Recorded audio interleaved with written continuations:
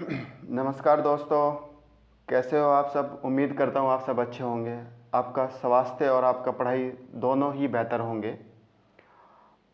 आपका सूर्या एकेडमी में स्वागत है। हमारा जो ये ऑनलाइन प्लेटफॉर्म है यूट्यूब के ऊपर, हम इस यूट्यूब सीरीज़ के रिस्पेक्ट में आपको स्टेट पीएससी और यूपीएससी का जो मटेरियल है वो आपको प्रोवाइड कराएंगे। और मैं आपसे उम्मीद करूंगा कि जो स्पून फीडिंग होती है आप उस पर ध्यान नहीं देंगे। हम अपनी तरफ से पूरी कोशिश करेंगे कि आपको बेस्ट से बेस्ट कंटेंट हम प्रोवाइड कराएं, और आपसे मैं उम्मीद भी करता हूं कि आप उसी कंटेंट के आधार पर अपना परफॉर्मेंस देंगे। क्योंकि क्या हो रहा है, हम स्पून फीडिंग की तरफ ज़्यादा फोकस कर रहे हैं। हम अपना ब्रेन स्ट्रॉम नहीं कर पा रहे हैं कि हमको एग्ज़ाम में कैसे ब्रेन स्ट्रॉम करना है टॉपिक को लेकर के। अगर आपके पास एग्ज़ाम में, जब आप बैठ रहे हैं मेंस के एग्ज़ाम में या फिर प्री के एग्ज़ाम में, तो आपका ब्रेन स्ट्रॉम होना बहुत ज़रूरी है। क्योंकि ब्रेन स्ट्रॉमिंग होगा तो ही आप अच्छे से पॉइंट को निकाल सकते हैं और अपने जो मार्क्स हैं उनको इंक्रीज कर सकते हैं। क्योंकि क्या है, सभी का लेवल एक समान है लेकिन कंटेंट अलग अलग होगा। उसी के रिस्पेक्ट में आज हम अपना जो एथिक्स का सिलेबस है, जो एथिक्स का आपका GS4 है मेंस के एग्ज़ाम में, जो चौथा पेपर है एथिक्स का, उसको हम डिक्टेट करेंगे। तो उसी संदर्भ में, उसी रिस्पेक्ट में मैं आज आपको फर्स्ट चैप्टर डिस्कस कर रहा हूँ कि हम फर्स्ट चैप्टर में क्या क्या तो पढ़ेंगे और क्या क्या हमको पढ़ना है, क्या हमारे पास कंटेंट है, कैसे हम उसमें फ्लो चार्ट बना रहे हैं, कैसे हम उसमें एग्जाम्पल डाल रहे हैं, और कैसे आप उन चीज़ों को टैकल कर रहे हैं और कितना आप उन चीज़ों से सीख रहे हैं। हमारा जो कॉन्सेप्ट रहेगा वो सीखने का रहेगा, रटने का नहीं। क्योंकि अगर आप सीखेंगे तो आपका ब्रेन चल रहा है, ब्रेन चल रहा है तो आप अच्छा जो पॉइंट है, मटेरियल है, उसको अपने एग्ज़ाम में उतार सकते हो, जिससे एग्ज़ामिनर खुश होकर आपके नंबर को इंक्रीज़ करेगा ही करेगा। तो जैसे कि आपको फर्स्ट चैप्टर के या फर्स्ट यूनिट के रिस्पेक्ट में मैं बात करूं इथिक्स का, तो हमारा जो सिलेबस है उसमें है इथिक्स एंड ह्यूमन इंटरफेस। इसके रिस्पेक्ट में जो पहला पॉइंट हमारा है वो है essence, second determinant and consequences of ethics in human actions, third dimensions of ethics, and the fourth is ethics in private and public relationship. Second, इसी के अंदर में हमारे पास सब टॉपिक है ह्यूमन वैल्यू। ह्यूमन वैल्यू में हम पहला पॉइंट इसमें देख रहे हैं, lesson from the life and teaching of great leaders. Second हमारे पास है रिफॉर्मर्स एंड एडमिनिस्ट्रेटर।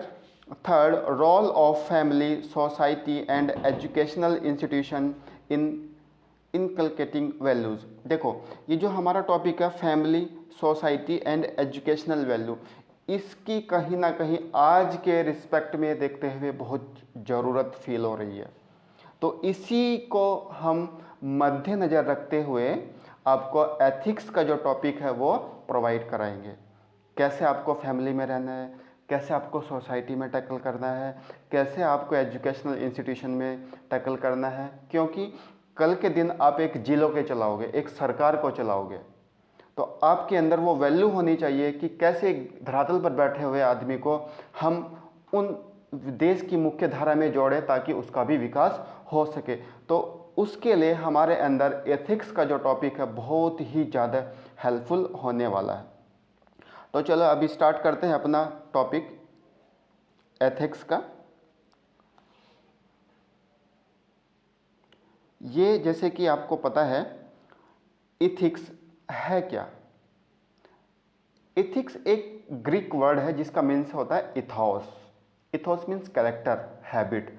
आपका नेचर कैसा है, आप कैसे पब्लिक से बोलते हैं, आप कैसे घर में बोलते हैं, आप कैसे बच्चों से बोल रहे हैं, आप कैसे बड़ों से बोल रहे हैं, आपका जो चेहरा है वो स्माइल कैसे कर रहा है, आप समस्या को कैसे सॉल्व कर रहे हैं। कभी कभी ऐसा हो जाता है, जैसे कि आजकल हम वीडियोस देखते भी हैं सोशल मीडिया पे, कि सीनियर अधिकारी थप्पड़ जड़ रहा है। क्या ये एक अधिकारी को अच्छा लगता है? उसको उसके पद की गरिमा के अनुसार वो काम कर रहा है? ये कहीं ना कहीं हमारे अंदर झलक रहा है कि कहीं ना कहीं हमारा जो स्पिरिट ऑफ सर्विस है वो कहीं ना कहीं लैक हो रहा है। तो स्पिरिट ऑफ सर्विस के रिस्पेक्ट में ही हम इस टॉपिक को शुरुआत कर रहे हैं। एथिक्स को हम इसलिए पढ़ रहे हैं, क्यों क्यों पढ़ रहे हैं एथिक्स को? क्योंकि एथिक्स क्या करता है, हमारा गाइड करता है ह्यूमन एक्शन को। हम कैसे एक्शन ले रहे हैं और किसके संदर्भ में एक्शन ले रहे हैं, क्या हमको करना है, क्या हमको नहीं करना है, दैट इज़ राइट और गुड इन ह्यूमन कंडक्ट। यही है आपका एथिक्स। क्या हमारे लिए अच्छा है, क्या हमारे लिए बुरा है, हम दूसरों को कैसे गाइड करेंगे और दूसरा हमसे क्यों प्रभावित हो, हमारे अंदर से क्या वैल्यू है जिससे हमारा इन्फ्लुएंस में आकर कोई भी व्यक्ति हमारे को फॉलो करे। तो ये जो फॉलोइंग सीरीज़ है यही हमारा इथिक्स की सीरीज़ में हम उसको डिस्कस करेंगे।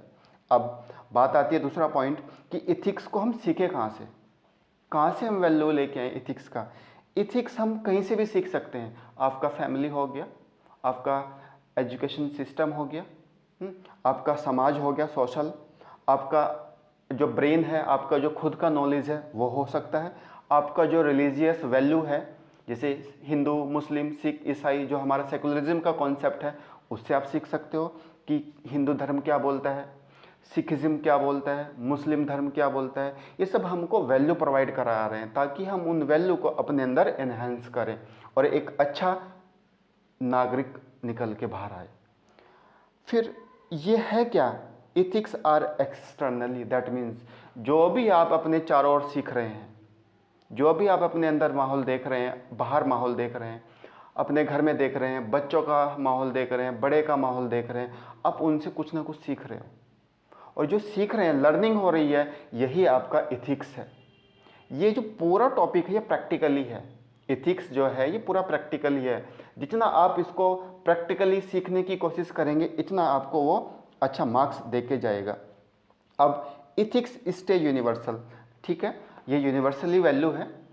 अगर आपके अंदर इंटीग्रिटी है, अकाउंटेबिलिटी है, वो तो निश्चय ही कंटिन्यूस रहेगी। आप सर्विस में रहें तब भी, अगर आप एक सिटीजन के रिस्पेक्ट में रहें तब भी। हमारा जो वैल्यू है कहीं ना कहीं वो हमारे को पीछे लेके जा रहा है कि एक हम रिस्पॉन्सिबल सिटीजन नहीं बन पा रहे हैं, ठीक है।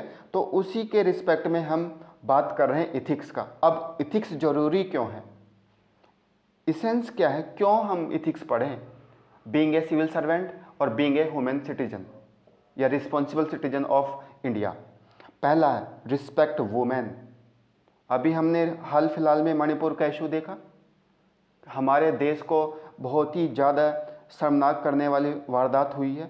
तो ये हमारे अंदर दिख रहा है कहीं ना कहीं हमारे जो सिटीजन है, हमारे जो पीपल है, उसके अंदर इथिक्स का कमी है।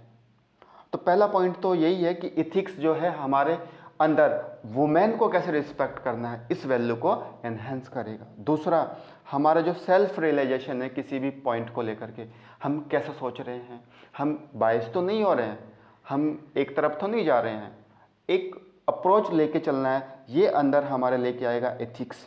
हमारे अंदर जो डिसीजन मेकिंग का पावर है उसको इम्प्रूव करेगा। हम कैसे डिसीजन ले रहे हैं, राइट रॉन्ग, क्या ये मेरे अंदर बेनिफिशियल है, क्या ये सोसाइटी को बेनिफिशियल है, या ये फैमिली को बेनिफिशियल है, ये सब क्या है हमारे अंदर लेके जाएगा इथिकल वैल्यू को।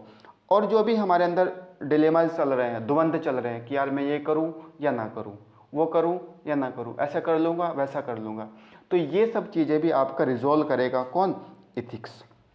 फिर जो भी आपकी बेसिक नीड है उसको सेटिस्फाई करेगा।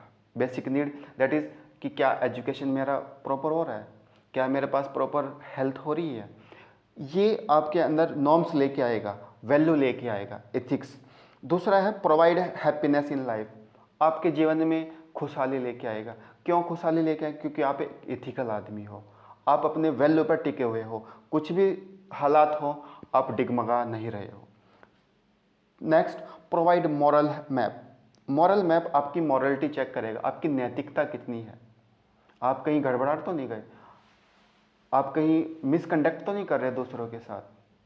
तो ये सब क्या है हमारे पास सिग्निफिकेंस है। अब दूसरी बात आती है कि अगर हमारे अंदर इथिक्स नहीं है तो क्या होगा। ये जो टॉपिक है आप इसको सोचना, ब्रेनस्टॉर्म करना।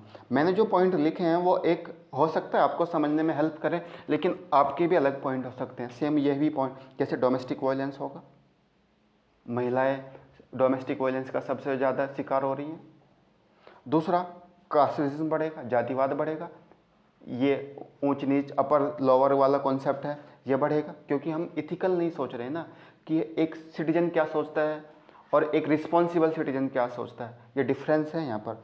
करप्शन बढ़ेगा, रॉइट्स दंगे बढ़ेंगे, जिनोसाइड नरसंहार हिंसाएं बढ़ेंगी, वाइल्ड लाइफ क्राइम होगा, डिफॉरेस्टेशन होगा, पावर का हम गलत इस्तेमाल करेंगे, लैक ऑफ अकाउंटेबिलिटी होगी, और जो हमारा डिसीजन होगा वो कहीं ना कहीं पुअर होगा।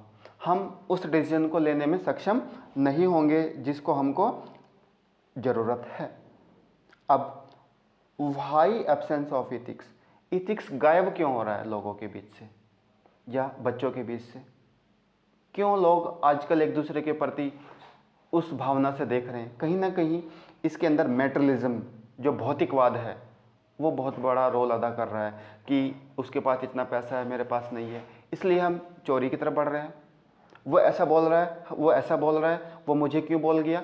इस वजह से हम कहीं ना कहीं सोच रहे हैं कि नहीं, ये गलत बोल रहा है या सही बोल रहा है।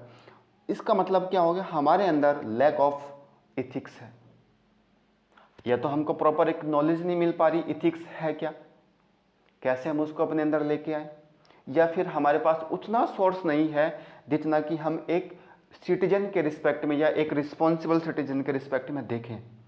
तीसरा, जो हमारा वैल्यू एजुकेशन है, कहीं ना कहीं इसका भी बहुत बड़ा रोल है। आज के समय में हम देख रहे हैं कि एजुकेशन का कॉमर्शलाइज हो चुका है, बड़ी बड़ी इंस्टीट्यूशन आ गए, बड़े बड़े स्कूल हो गए। आपका जो ग्रामीण स्तर का जो सरकारी स्कूल है उसका क्या हाल होगा, कभी देखना गांव देहात में निकल कर। तो मुझे ऐसा लगता है कि कहीं ना कहीं हमारा जो वैल्यू एजुकेशन है उसका भी बहुत बड़ा रोल है कि हम अपनी जो इथिक्स है उसको गायब करते जा रहे हैं।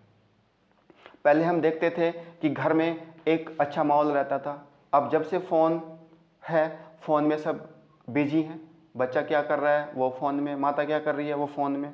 तो ये कहीं ना कहीं हमारा जो लैक ऑफ कम्युनिकेशन है इसका भी बहुत बड़ा प्रभाव हमको देखने को मिल रहा है कि ये भी कहीं ना कहीं एब्सेंस ऑफ एथिक्स को दर्शा रहा है। ठीक है, अब जैसे अगर हम एग्जाम्पल को कोट करें इसमें, जैसे कि टैक्स इवेजन इज़ अनएथिकल, हम टैक्स चोरी कर रहे हैं, क्या ये एथिकल है, क्या ये अनएथिकल है? ये हमें सोचना है। हम टैक्स नहीं देंगे तो देश कैसे बढ़ेगा, स्कूल्स कैसे खुलेंगे, हॉस्पिटल कैसे खुलेंगे, एजुकेशन यूनिवर्सिटीज़ कैसे खुलेंगी? इसलिए एक सिटीजन के रिस्पेक्ट में हमारा दायित्व है कि हम देश को आगे बढ़ाएं, तो उसके लिए हम टैक्स को पे करें।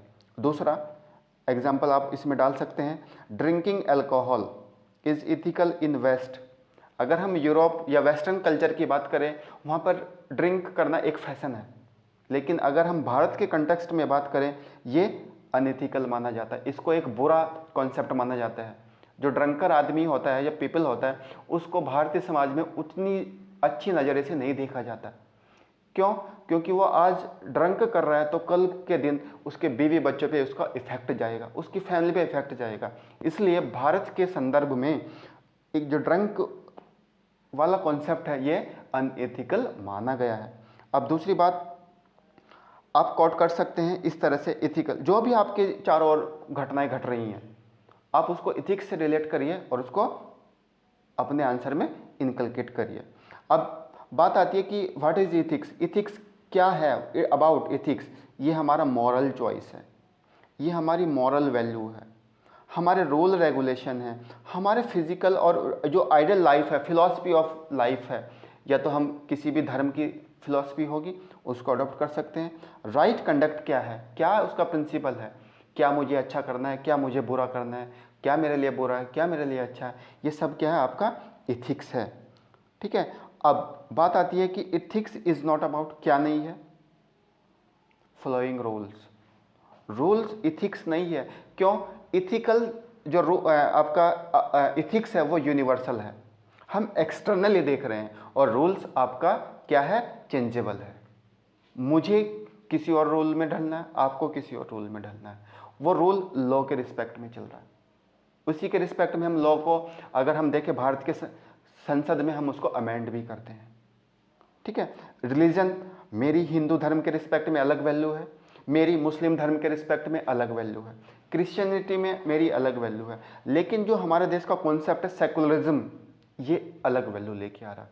तो मतलब है कहीं ना कहीं वो जो यूनिवर्सल वैल्यू इथिक्स का है वो चेंजेबल है, वो चेंज हो रहा है। हम मेरा बिलीफ है, मैं किसी और धर्म में विश्वास करता हूँ या किसी सेक्ट्स में विश्वास करता हूँ।